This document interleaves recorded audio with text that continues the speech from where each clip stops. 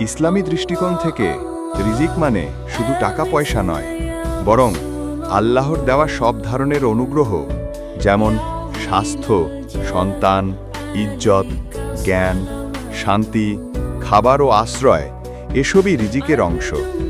কোরআনের দৃষ্টিতে আল্লাহ তাআলা বলেন, আর আকাশে আছে তোমাদের রিজিক এবং যা তোমাদের প্রতিশ্রুত। সূরা আজ জারিয়াত। অর্থাৎ রিজিকের মালিক একমাত্র আল্লাহ। তিনি যাকে চান, যেভাবে চান, যেখান থেকেই চান রিজিক দেন। রিজিক বৃদ্ধির কিছু উপায় হাদিস অনুযায়ী: ১. নিয়মিত সালাত আদায় করা। ২. আল্লাহর উপর তাওয়াক্কুল বা ভরসা রাখা। ৩. সাদকা বা দান করা। ৪.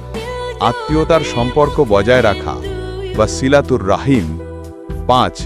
ইস্তেগফার ও তওবা বেশি বেশি করা।